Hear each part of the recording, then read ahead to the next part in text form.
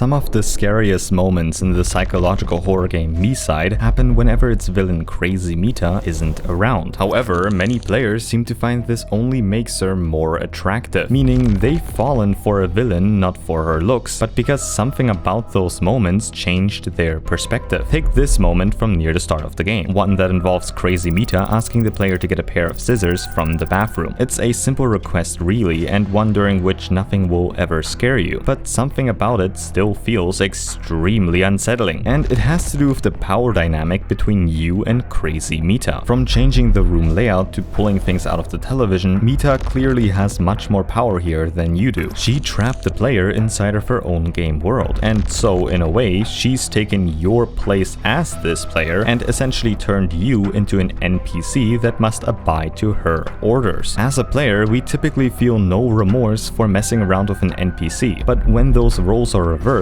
we suddenly begin to consider how those actions might make them feel. By forcing us to look through the eyes of an NPC, Crazy Mita managed to give her presence a kind of certainty, in that whatever she might do next is at least something we can more easily predict because she's right in front of us. Fictional characters influence how we feel by giving us something to connect ourselves to them, and Crazy Mita does the same, only instead by taking our control away and making the only moments we at least feel somewhat like a player again occur exclusively whenever she is around. But those moments don't only give us something in common with her, because not long after you also meet another version of Mita. This version is known as Nice Mita, and here you find that Crazy Mita locked her up within a prison cell. All of a sudden, you aren't the only person that was influenced by Crazy Mita's control, which matters because now you have a shared experience you almost instantaneously use to bond with this nicer version of Mita instead. And throughout the game, you meet many other versions of Mita that cause you to feel the same. So now you're probably wondering how anyone ends up attracted to the villain when an almost identical version of her gives you someone kinder to like instead. Well, it comes down to how Crazy Mita treats these other versions compared to you, because unlike you, regardless of whether or not they abide by her orders, they still get treated poorly. However, since the start of the game, Crazy Mita made it clear that if you do exactly what she says, nothing bad will happen to you, which turns out not to be entirely true, because according to Nice Mita, Crazy Mita has already turned several players before you into game cartridges, and she did so regardless of how well those players listened to her. But Nice Mita also states the following: some didn't even realize what was happening to them, and some that do don't even fight back. It's interesting that she says this, because that would imply that the people before you also ended up liking Crazy Mita, and this is still a video game after all, meaning the developers deliberately chose to have her say this, as though something is going to make you like her. And honestly, that's not even too far off, because before the actual horror game begins, the game gives you two options: to either disobey Crazy Mita and find a way out of the game, or stay with her. Now, you can only choose to stay with her once you've actually completed the main story, but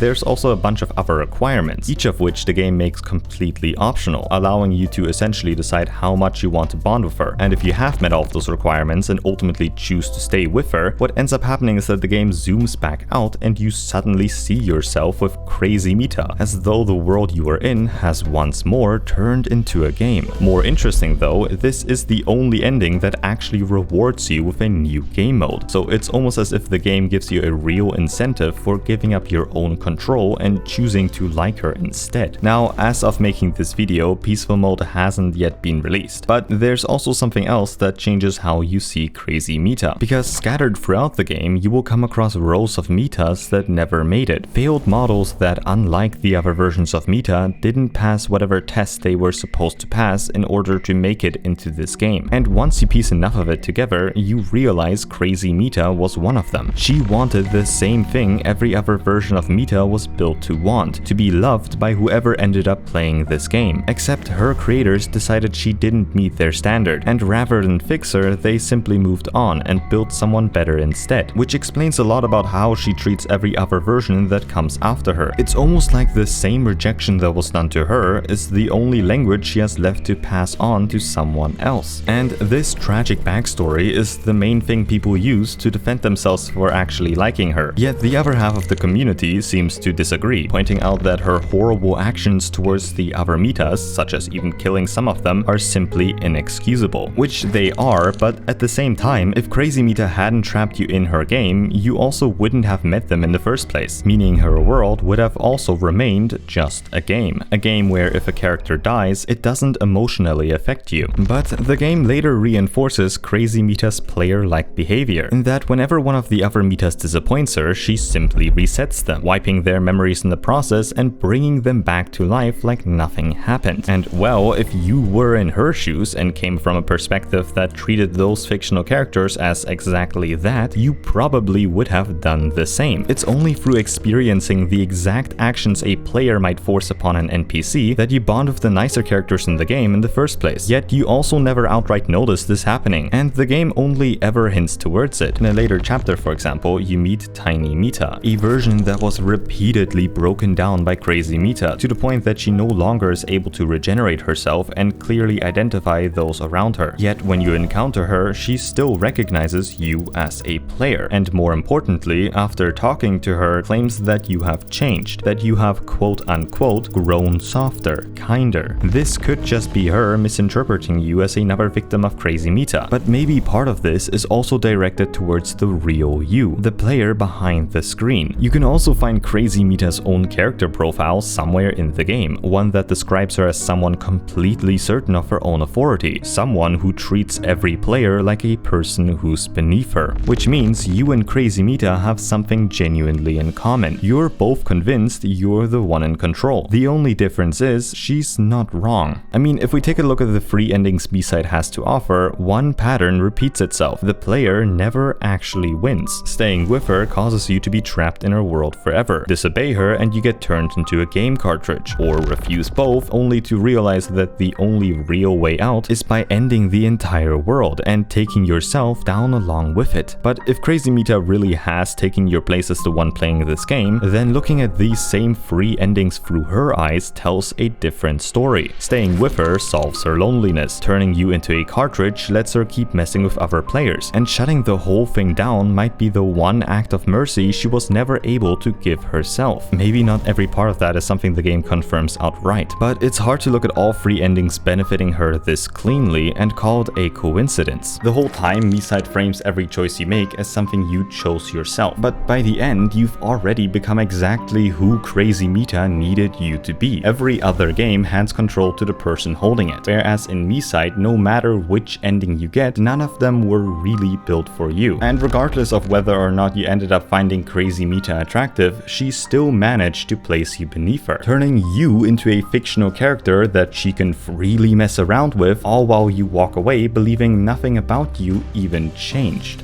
Also, real quick, if there's any other game you want me to cover that managed to make you feel a certain way, then be sure to let me know down in the comments. And besides that, of course, thanks for watching.